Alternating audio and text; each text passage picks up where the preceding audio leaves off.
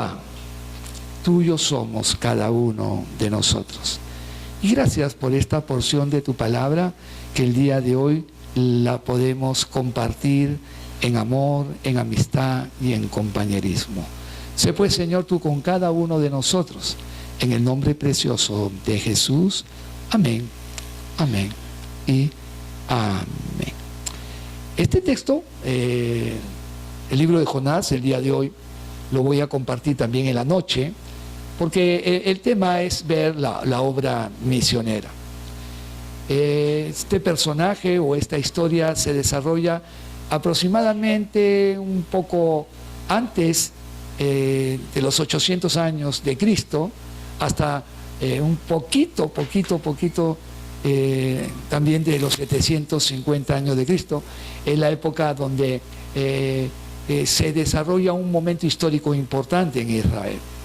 Vamos a tratar de comprender este mensaje, de poder entender la situación que atraviesa este Jonás, porque a veces solamente tenemos un cántico, Jonás no hizo caso a la palabra de Dios, por eso al mar profundo el Señor lo mandó y un pez se lo tragó.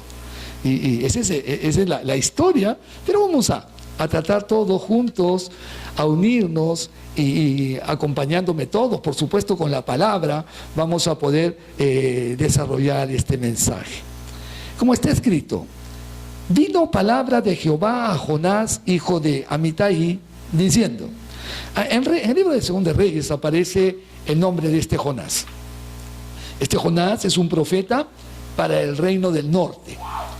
Este Jonás le vino una palabra de parte de Dios. ¿Qué cosa quiere decir? Que Dios habló personalmente con él. Bueno, hoy en día nosotros quizás no experimentamos a la magnitud que él tuvo que experimentar, esa revelación personal de Dios, de hablarle a él especialmente. Y pues nosotros ahora tenemos básicamente la palabra de Dios, y que la revelación profética más segura es la Escritura como punto de partida. Y esto no quiere decir que Dios no nos hable a nuestra mente, a nuestro corazón, no entro en esos detalles, pero aquí vemos un caso particular en el Antiguo Testamento a un Jonás que como profeta de Dios tiene comunión con Dios, recibe mensaje de Dios, y vamos a ver qué sucede como consecuencia de que Dios le habló al profeta, al hombre que él había escogido para el ministerio profético.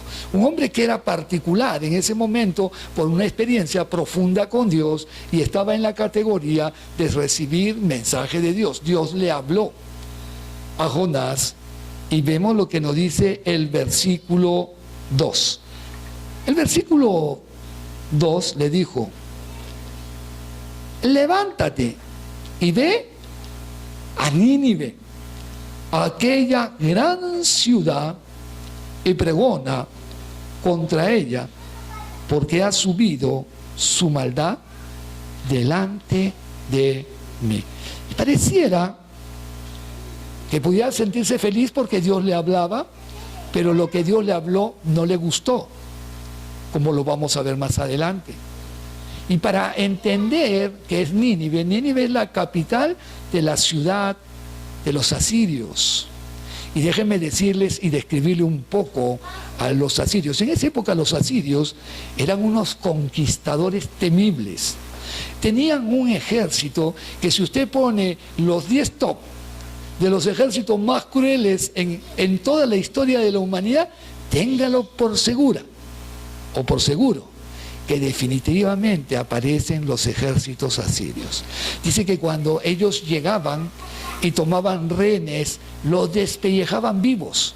Escuchen, hermano, todo aquel que se atrevía a estar en su camino de la conquista, los despellejaban vivos.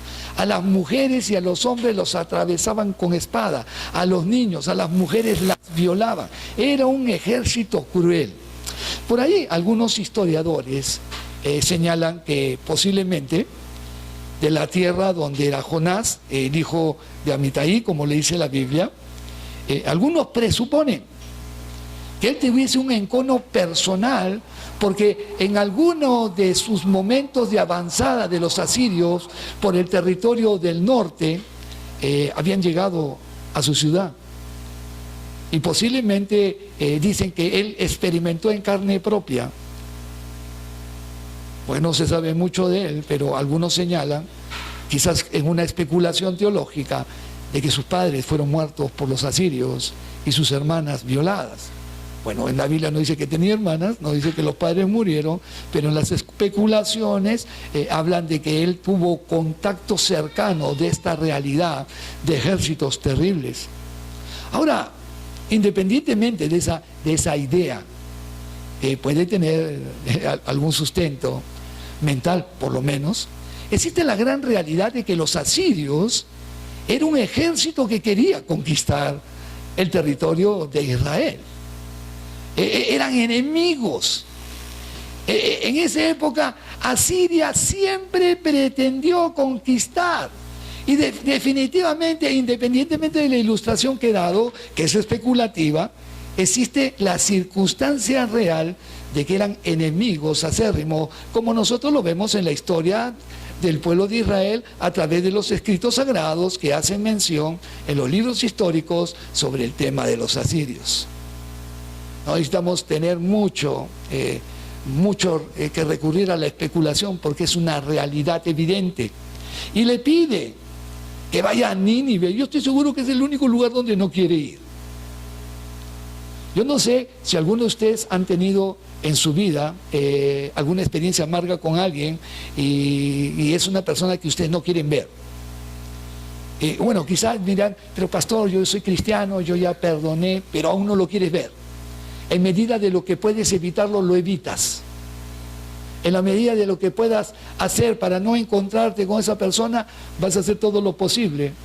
Y acá Jonás es un hombre de Dios, tiene comunión con Dios, es alguien que es muy particular para Dios, porque Dios no le va a hablar a cualquiera. Dios tiene que hablar a alguien en particular, a alguien que tenga la sintonía de Dios. Este hombre tenía todo, pero tenía este problema, como lo vamos a ver más adelante. Está pidiendo por la gran ciudad de los enemigos de Israel. Versículo que continúa. Dice el versículo en Jonás, ¿no? Jonás, versículo 3. Pero antes de entrar a ese texto, mire lo que está en el corazón de Dios. Porque si yo me detengo solo en Jonás, que es el motivo de esta predicación, para ver, quiero hacerte una pregunta. ¿Cómo te llamas tú, hermano o hermana? Tienes tu nombre, ¿no?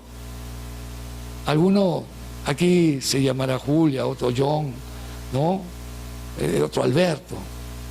Pero yo quiero hacerte pensar que posiblemente el nombre que tú crees que tengas no debería ser el nombre que deberíamos tener. Yo no me debería llamar Jerry, quizá me debería llamar Jonás. O tú, llamarte Jonás o Jonasa. Porque vamos a ver aquí algo que donde nosotros no tenemos que ver solo la historia como un acontecimiento acaecido en el pasado, sino como que dice, la historia nos muestra a los hombres y mujeres del pasado y la idea es ver cuánto o cómo nos parecemos a ellos. Han pasado cientos de años y pareciera que el corazón del hombre sigue siendo el mismo. Una vez a un joven de la iglesia donde yo congregaba originalmente, le hicieron una pregunta. ¿En qué se diferencian los hombres de la edad primitiva a los hombres de esta época?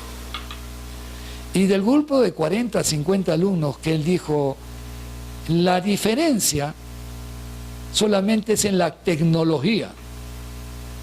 Porque el hombre sigue siendo igual de malo en el pasado como en el presente. Es una respuesta que conmocionó el salón, porque el salón pensaba que la modernidad le había dado valores y le había dado cosas, pero no, el hombre sigue siendo igual en la historia. Y como el hombre sigue siendo igual en la historia, el hombre sigue necesitando de Cristo para que la historia de cada hombre cambie. Y vamos al libro de Jonás, Y vemos a Dios estaba mortificado. Recuerden que cada vez que hablemos de un personaje bíblico, jamás lo debemos desconectar de la persona de Dios. Porque al fin de cuentas, el libro que nosotros tenemos en mano revela a Dios. Es la palabra de Dios. Toda la escritura es inspirada por Dios y es útil para enseñar, para redarguir, para corregir e instruir en justicia, a fin de que el hombre o la mujer de Dios esté preparado para toda buena obra. Ese es el objetivo del mensaje bíblico. Y en el versículo 3 nos dice, y Jonás, después de escuchar la voz de Dios, se levantó. ¡Ah, carambas! Si yo me quedo solo en este versículo, digo, wow, y no sé la historia, dice, ¡ay, qué obediente! Dios le habló y el hombre se levantó. Pero lo que continúa, que nos aclara la idea de levantarse, y él levantó para huir de la presencia de Dios. Oiga, miren, hermanos, escúchenme. Mientras Dios le habló a él, ¿dónde estaba él? Según el texto que construye pensamiento aquí, estaba en la presencia de Dios. Mientras él recibió la palabra de Dios, él estaba en la presencia de Dios. Pero él decidió, al levantarse, su acción fue huir de la presencia de Dios. ¿Dónde está lo que llamaremos más adelante la desobediencia? En la acción de huir de la presencia de Dios es el primer paso de la desobediencia. Huir de la presencia de Dios, versículo 3, ¿qué más nos dice?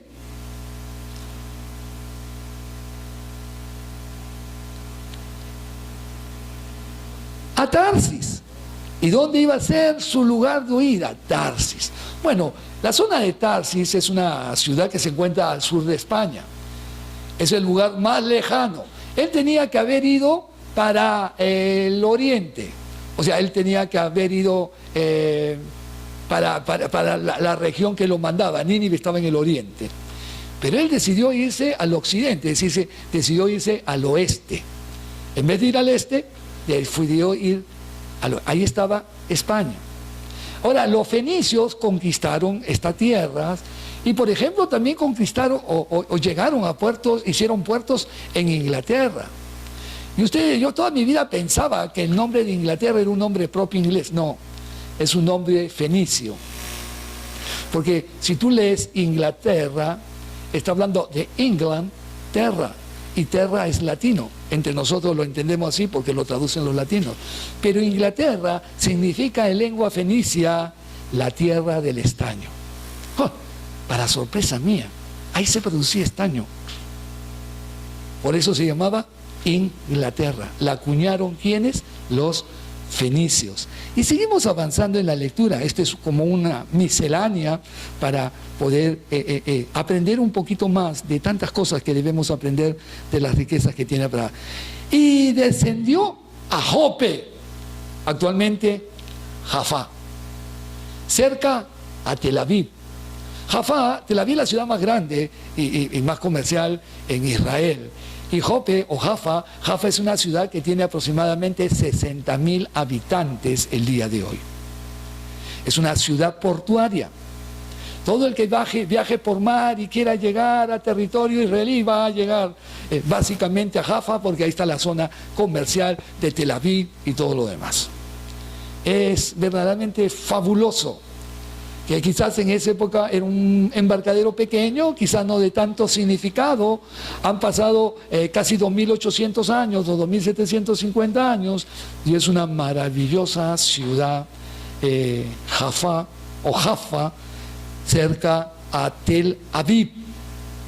Dicho sea de paso, hermanos queridos, Tel Aviv es la ciudad y la capital de la homosexualidad.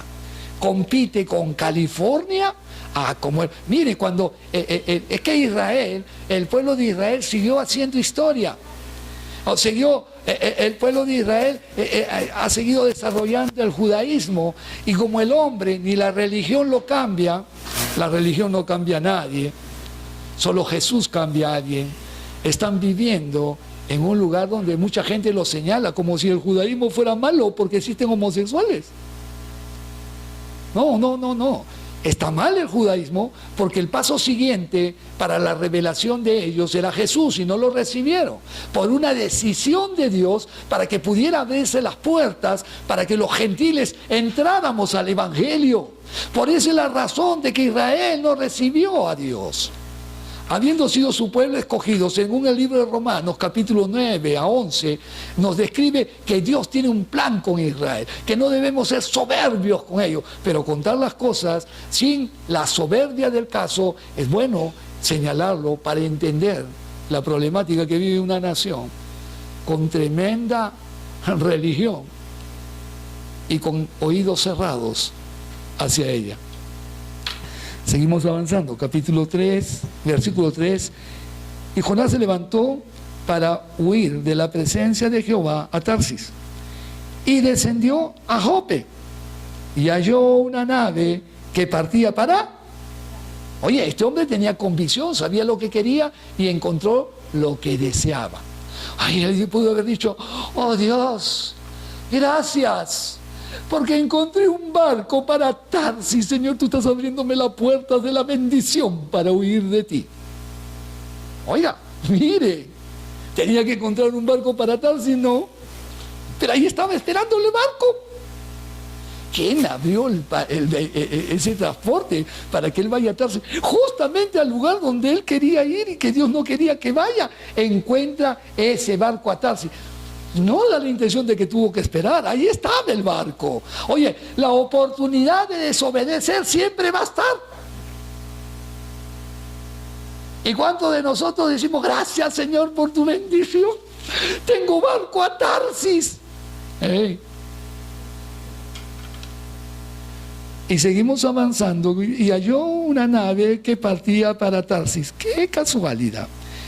Y pagando su pasaje. Oye, hermano, y pagó su pasaje, ¿ah?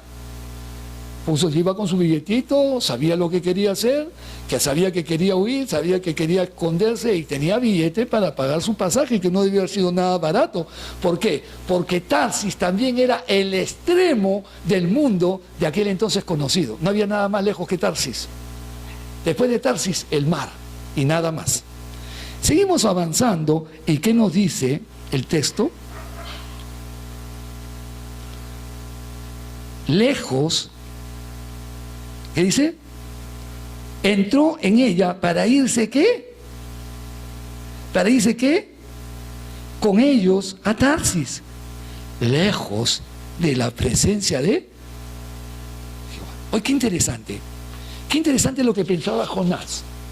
Que si se iba a Tarsis, siendo profeta de Dios, supuestamente conociendo a Dios, cuando el corazón de alguien que conoce a Dios empieza a maquinar pensamientos que no son los que corresponden a una comunión con Dios, piensa que se va a ir lejos de Dios. Voy a estar muy lejos de Dios. Eso es lo que está en su mente, eso es lo que está en su corazón. Nosotros pensamos que nos alejamos de Dios. La Biblia tiene una respuesta maravillosa. Aunque nosotros estuviésemos lejos, Él permanece fiel. Él siempre está cerca. Tú no puedes huir de Dios, ni yo puedo huir de Dios. Puedo desobedecer, sí. Puedo asumir mi papel de desobediente, sí. Pero lejos de Dios, nunca voy a estar. No puedo. Es imposible. Una cosa es que no lo vea, una cosa es que sea incrédulo, una cosa es que yo crea que haga en mi vida lo que me viene en gana. Pero siendo profeta de Dios, no se había dado cuenta de ese detalle. Increíble. Pensaba que así huía. Y a veces nosotros tenemos un pensamiento maquiavélico, pensando que con cosas que hacemos logramos las cosas que nosotros pensamos que vamos a lograr, porque quizás se ha turbado nuestra percepción de Dios. Versículo 4, ¿qué nos dice? Pero Jehová hizo levantar un gran viento. Ya estaban en el barco, ya había zarpado, porque estaba huyendo de la presencia de Dios y de repente se levanta una gran tempestad. Ahora, yo le voy a decir algo, hermano. Todos los que trabajan en el aspecto de viaje saben cuándo es poco conveniente viajar. Y sobre todo trayectos tan largos como este. Parece que el barco no se había ido muy lejos, pero se levantó un viento. Se levantó un viento. ¿De parte de quién? De Jehová, de Dios, de Yahvé. Versículo, ¿cuál estamos? Y hubo en el mar una tempestad tan grande que se pensó, ¿qué cosa? Que la nave se partiría. ¡Wow! Debe ser algo terrible. Y ahí la gente pensaba que el barco, ¿qué cosa? Se partía. Oye, la cosa estaba seria, muy seria. Se partía, ¿qué cosa? El barco. Seguimos avanzando en el versículo 5. ¿Qué nos dice el texto? ¿Me acompañan? Y los marinos tuvieron, oiga, los marinos, gente con experiencia, no era la primera tormenta que pasaba, porque no está hablando de la tripulación. Escuchen la diferencia. Los marinos son los conductores del barco. La tripulación es todos los pasajeros.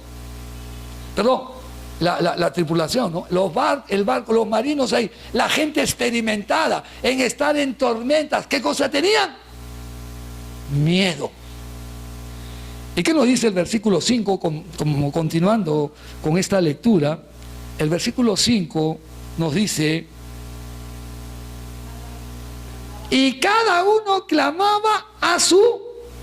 Imagínense la cantidad de gente que había ahí, de diversas nacionalidades, de diversas culturas y de diversas creencias. Oye, hermano, era cosmopolita esa nave. Gente de toda parte del mundo con diversas religiones. Y cada uno que hacía, en primer lugar, clama. ¿Y sabes qué? Cuando hay tempestad siempre te acuerdas de Dios, aunque tu Dios sea falso. Cuando hay cosas en la vida que te enmaraña la vida, lo primero que haces es acordarte de tu Dios. Ahí sí hay Dios, todo el mundo tiene Dios, hermano. Es increíble. Hay problemas, todos tenemos Dios. Hasta el domingo vienen a la iglesia porque tienen Dios, se acuerdan de que hay Dios y el próximo domingo ya no vienen. Porque el problema se solucionó y ya no hay necesidad de Dios. Y eso demuestra una vez más que la gente bien convenida, todo estaba bien, habían pagado su pasaje, ninguno le había preguntado a su Dios si podía ir, pero ahí todo el mundo se acordaba de Dios. Sea cual fuese la catadura de ese Dios, ahí se acordaban de Dios. Y la gente se acuerda, hay un temblor, todo el mundo sale a orar: Señor, voy a cambiar, ya no voy a hacer lo mismo. Llega el domingo y vuelven a hacer lo mismo. O el sábado, que es el día que se celebran las cosas. Capítulo 5, ¿qué nos dice? Versículo 5.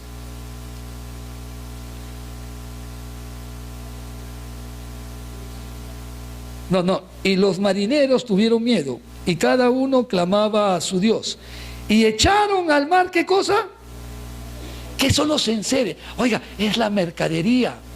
¿Por qué echan la mercadería? Porque mientras menos pese el barco, mayores posibilidades de mantenerse al flote. Una de las cosas que hacen los barcos cuando están en plena tempestad, lo primero que bajan son, ¿qué cosa? No, los pesados, pero hay otra cosa que baja el barco. El ancla no, porque piensen. Un barco, ¿cómo se mueve en esa época? Por viento y por remos, ¿no? Pero ¿qué es lo que primero? Los remos lo guardan. El timón, ahí está el hombre de la caña. Eso no sirve. La tempestad no sirve el timón. Pero ¿qué es lo que primero que baja? Son las velas.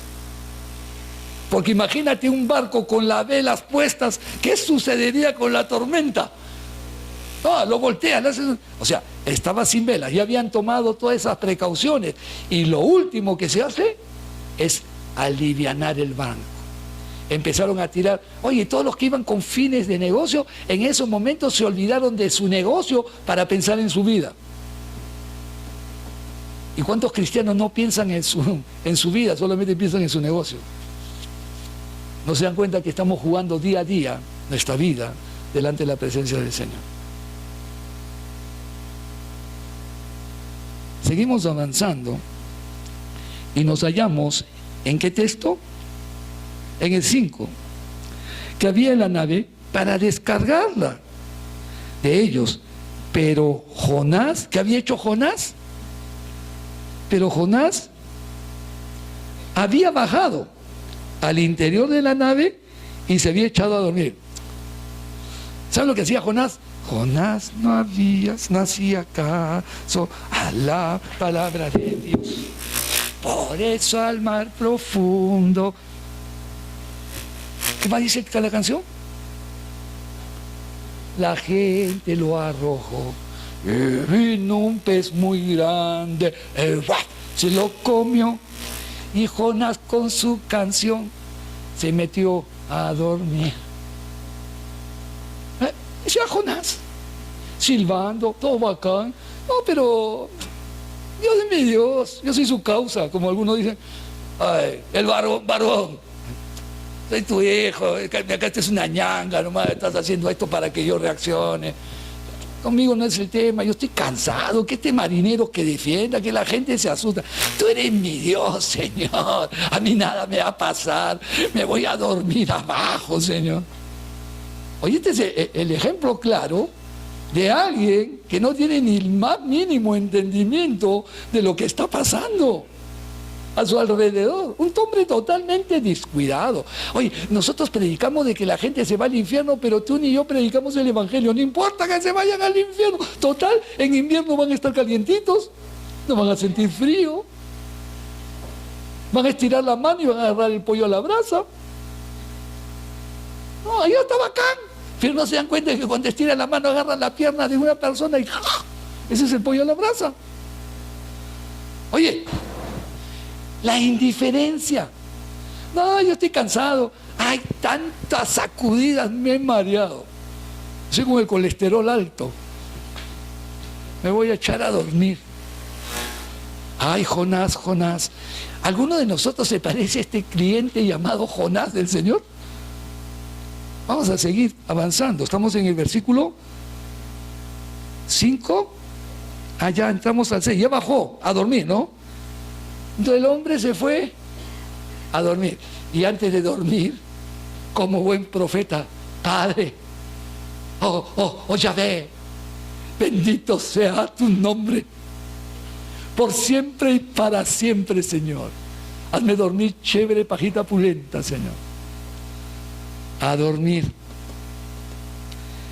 Y el patrón de la nave se le acerca, el jefe de la nave se le acerca y le dijo: ¿qué tienes, dormilón? Oye, ¿qué tienes, dormilón? ¿Alguna vez Dios no te ha dicho: oye, ¿qué tienes, dormilón? Solamente llegas los domingos y llegas tarde. ¿Dónde está tu tesoro? ¿Dónde está tu corazón?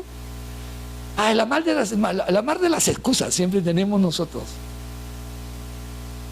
Oye, ¿ustedes se han dado cuenta que no estamos llenos? Solamente de aire. ¿Y a qué se debe? A que estamos dormilones. Somos dormilones. En la semana ya sabemos tanto de la Biblia que con el domingo yo me empacho con un mensaje bíblico.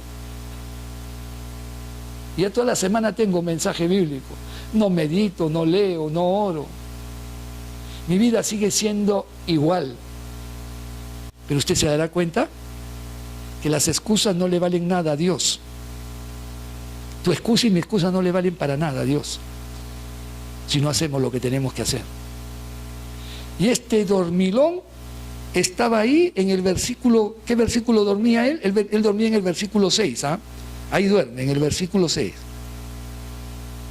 Y dijo: levántate y clama a tu Dios. Quizás Él tendrá compasión de nosotros y no perecerán. Oye, faltaba solo un Dios por el cual oraban, el Dios de él. Ya todos los dioses habían orado y no funcionaba. Y él, que conocía al Dios verdadero, ni siquiera oraba por los demás. Es que Jonás está molesto. Cuando yo estoy molesto no me importa lo demás. Esa es la molestia, hermanos. No me importa si daño a la persona que está a mi lado, si daño a la persona que está al costado, si me pongo a hablar de todo el mundo. ¿Por qué? Porque estoy molesto. Este hombre no le interesaba nada. Aunque no dice de sí mismo que estaba molesto, yo lo sé, usted lo sabe porque conocemos la historia de Jonás.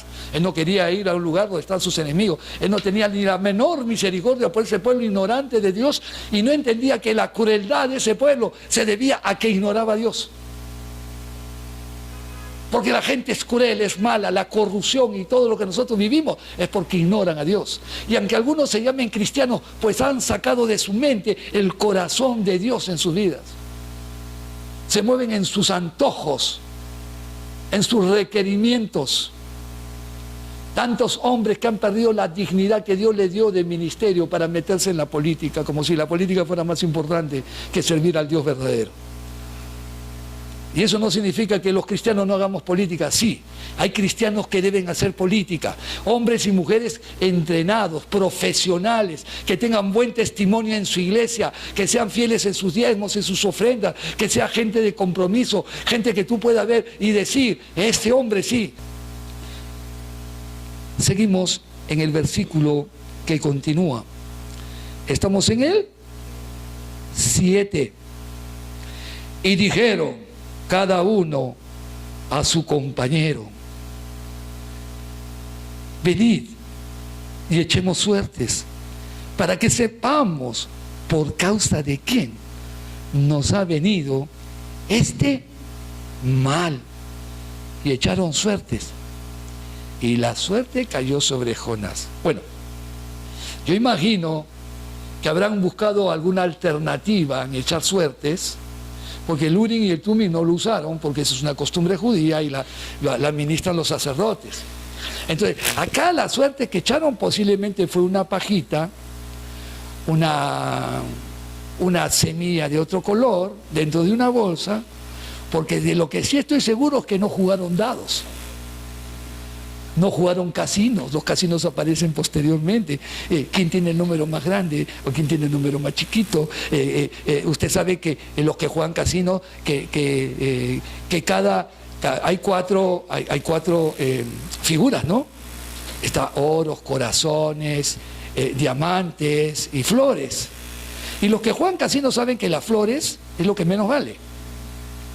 Si tú estás jugando una tallita, es decir, el número más grande gana, y de repente sacas un as de flores y el otro saca un as de corazones, ¿quién gana?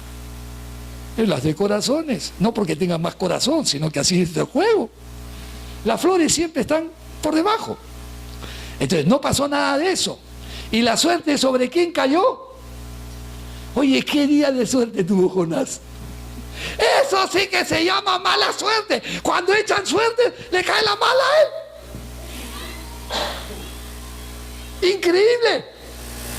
Echaron suertes y la suerte cayó sobre Jonás. Es que detrás de todo este negocio solamente estaba Dios.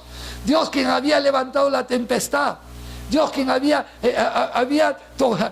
afectado a todo ese grupo humano de personas que estaban en el navío. Dios había dirigido aún hasta el juego en el cual se echaban suerte. Y la suerte cayó ¿sobre quién? Jonás. Ay, Jonás no sabe que todo lo que está ocasionando va a tener un resultado que nadie lo puede medir ni pensar. Y Jonás está en el versículo, ¿ahorita en qué versículo está Jonás? Ahora estamos en el 8. Entonces le dijeron ellos: decláranos, habla, oye, hola, que hables ahora. ¿Les parece algo que nosotros conocemos? Sí, ¿no? Parece algo que nosotros conocemos. Pero no fue para su bien, no declaró una palabra profética. ¡Decláranos ahora! ¿Qué dice aquí? decláranos ahora, ¿por qué nos ha venido este mal? Oye, ¿por qué nos ha venido este mal? Imagínense todo el mundo mirándolo al pobre Jonás, que lo miraba con el ceño fruncidos, quizás molestos, o quizás no tan molestos, sorprendidos, que el hombre que se había ido a dormir, al que poco le importaban las cosas, era el responsable de todo. Y mira lo que dice este Jonás. El versículo 8. ¿Qué oficio tienes? ¿Y de dónde vienes? ¿Cuál es tu tierra? ¿Y de qué pueblo eres? 4 preguntas le hacen a este Jonás. Y solamente en estas 4 preguntas tienes toda una prédica. Solo en estas 4 preguntas. Pero no me voy a detener en las preguntas, voy a seguir avanzando. Y dijo, y él le respondió, soy hebreo. ¿Y qué dice? ¡Mentiras! Es lo que muchos decimos, creo en Dios. Creo en Dios. Te amo. ¿Ustedes creen que le temía a Jehová? Naca la perinaca. No le temía a Jehová. Porque si no hubiese temido a Jehová, hubiese sido otra su acción. O simplemente la acción de huir significaba que temía mucho a Jehová de las consecuencias de lo que Dios iba a hacer con él. Oh, soy hebreo y temo a qué. Sí, debió haberse huido más por el miedo de lo que Dios podía hacer en la desobediencia y no le ligó. ¿Qué dice? Dios, ¿de qué? Hoy todavía lo adora. Este sinvergüenza lo reconoce. Temo a Jehová. Dios, ¿de qué? Dios de los cielos. ¿Y qué más dice? ¿Qué hizo? ¿Qué cosa? Oiga, ¿sí saben por qué el man está así? Porque Él es el Dios de los cielos y hizo el mar y la tierra, y Él manda en el mar y en la tierra, y Él hace lo que le da la gana. A ese Dios es el que yo temo. Los demás adoraban al sol, adoraban la luna, pero el sol y la luna en este caso no tenían nada que ver. En este caso particular era el viento fuerte que se había levantado, y era el Dios ¿de qué? Del mar, de la tierra. A ese Dios temo. Oye, ¿cómo recibiría la gente esta respuesta?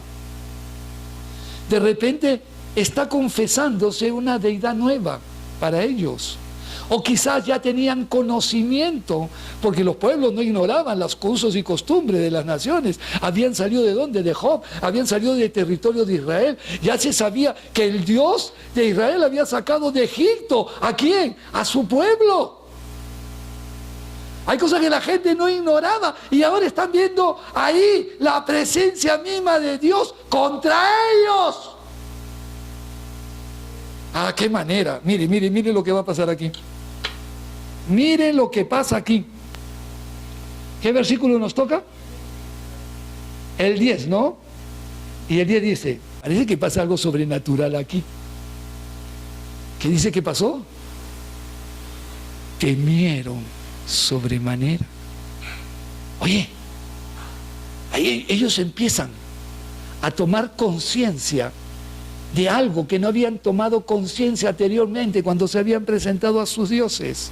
Cuando hay la declaración de Jehová, cuando es el que hizo los cielos y la tierra. Entonces ellos tomaron y conjeturaron de una manera diferente acerca de ese Dios que habían oído hablar. Ahí estaba Dios, para mal momento de ellos, por supuesto. Y miren lo que dice, el 10 que nos dice, y le dijeron, ¿por qué has hecho esto? Porque ellos sabían, ¿qué cosa? Que huía de la presencia de Jehová, pues Él se los había declarado. Ya había habido una conversación previa, y le dijeron, ¿por qué has hecho esto? ¿Con quién te has metido? Sin vergüenza, ¿contra quién te has metido? No has medido, mira lo que está pasando. Y mire lo que dice el versículo 11. ¿Qué lo dice el 11? Y le dijeron, ¿qué haremos contigo para que el mar se nos aquiete? Porque el mar se iba embraveciendo. ¿Qué? Oye, la cosa se ponía peor, no mejoraba. Ya habían descubierto al que tenía la falta. Ya había salido la suerte. Este hombre reconoció la grandeza de su Dios y los que estaban ahí temieron. ¿Y qué más nos dice? Él le respondió, tomadme y echadme al mar, y el mar se os aquietará. Pucha, qué sinvergüenza. Tenía la respuesta. Sabía todo lo que tenían que hacer los otros. Lo que él tenía que hacer no lo quería hacer, pero lo que los otros tenían que hacer sí lo sabía. Y miren lo que va a decirme más adelante el mismo texto.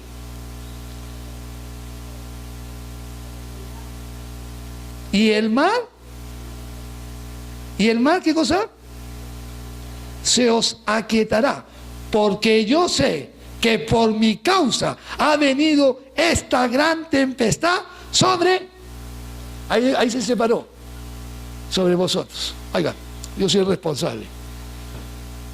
Oye, mira, imagínate que alguien te diga eso a ti y a mí. Yo tengo ya temor de Dios y de repente en mí aparece cierto temor hacia esa persona. Mire, todo lo que hace Dios por un desobediente. Mira, hasta el mar lo ha embravecido. Y miren lo que van a hacer ellos. Esta tripulación, estos marineros, estos viajeros, pasajeros y todo. Mire, y aquellos hombres trabajaron, ¿para qué? Para hacer volver la nave a tierra, mas no pudieron, porque el mar se iba embraveciendo más y más contra ellos. Miren, estos hombres tuvieron más humanidad, sin conocer a Jehová de los ejércitos, que Jonás. ¿Qué quisieron hacer ellos? Sabiendo ya cuál era la respuesta, sabiendo cuál era la solución, ellos se pusieron a remar para salvar la vida ¿de qué? De un solo hombre. Miren, cuánta humanidad. Cuánta humanidad se encuentra en toda esta gente. Y vamos a seguir avanzando en esta historia de Jonás, y Jonás nos va a decir 12, 13. Y aquellos hombres trabajaron, 14. Entonces clamaron a Jehová y dijeron, te rogamos ahora, Jehová, que no perezcamos nosotros por la vida de este hombre, ni ponga sobre nosotros la sangre inocente, porque tú, Jehová, has hecho como has querido. ¿Qué hizo toda esta tripulación? Reconoció. Miren, la misión es la tarea en que nosotros tenemos que llevar a conocer a la gente a Jesucristo. Y en su viaje misionero, aun pese a la desobediencia en la que él incurrió, Dios lo usó a este hombre con un corazón totalmente ajeno a Dios. Y clamaron a él. Sabían que los otros dioses no iban a funcionar porque ya habían recurrido a ellos y no había pasado nada. Reconocieron al Dios verdadero en ese acto. Y le dijeron, Señor, ¿por qué va a pagar la sangre inocente? Lo que no hemos hecho nada, no te hemos desobedecido, tú no nos has hablado a nosotros. ¿Por qué nuestras vidas van a perecer por causa de este hombre? Y nos dice el versículo que continúa, 15. Y tomaron a Jonás y lo echaron al mar. ¿Y qué pasó con el mar? Y el mar se aquietó de su furor, tal como lo había dicho el profeta, porque era el hombre de Dios. Un gran pez, ¿qué cosa dice? Que tragase a Jonás, y estuvo Jonás en el vientre de pez 3 días y 3 noches. Oye, el profeta no obedeció. Pero había ahí un pez obediente. Había un pez ahí que sí había escuchado la voz de Dios y la había obedecido. Y le dijo, trágalo. Y no sé si mascó, porque si no viste todo trizas, pero dice que fue a parar al vientre de ese gran pez.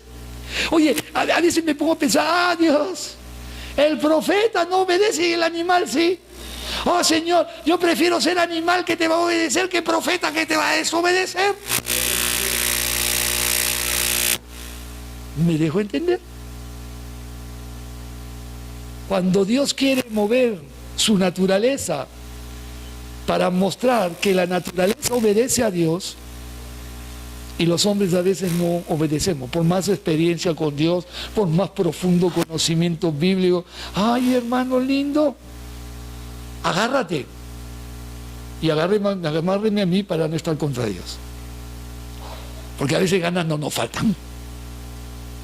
No nos faltan deseos de hacer lo que queremos, sobre todo cuando nuestra fe es probada, o especialmente cuando estamos flaquitos en la fe. Dios, este hombre me inspira y me dice hoy, Dios tuvo cuidado de este hombre. Por causa de este hombre iba a causar la muerte a mucha gente, su desobediencia de él. Pues a veces nosotros con estas acciones matamos a la gente, hermanos queridos, y matamos el evangelio en el corazón de la gente.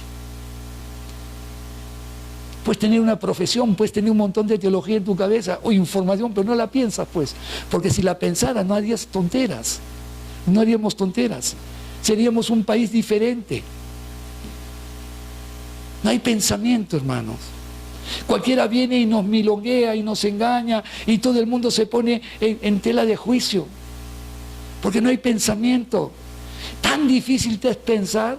Sí, porque muchos de nosotros estamos dormidos frente a las circunstancias que tenemos. A vista y paciencia de todos nosotros, aún en la misma iglesia. Hermanos que, bueno, puedes fallar, puedes pecar, te entiendo, pero vivir en el pecado, vivir en la mentira, vivir sin compromiso, no es la forma de vida que Dios quiere para ti. ¿Cuántos cristianos hoy día tienen tiempo para muchas cosas, pero no tienen tiempo para congregar? Ni hoy día, ni en la semana. Tú podrás pensar en alguien que no congrega, que es creyente. Dime, seamos honestos. Tú puedes pensar de alguien que no tiene compromiso con Dios, que es creyente. No. Jonás no parecía creyente. Era el más descuidado de todo el barco, el más indiferente del barco. Y hoy en día existen muchos Jonases en la iglesia, indiferentes. El Señor nos dejó la gran comisión. Toda autoridad me ha sido dada en el cielo y en la tierra. Por tanto, id a hacer discípulos a las naciones, bautizándolos en el nombre del Padre, del Hijo y del Espíritu Santo, y enseñándoles que guarden todas las cosas que yo os he mandado. ¿Y sabes qué sucede?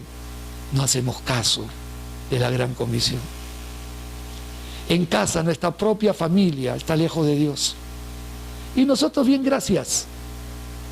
No les decimos nada, no los estorbamos. Algo nos está pasando, hermanos queridos. Jonás no es del año 800 a 750 antes de Cristo. Jonás todavía sigue en este barco.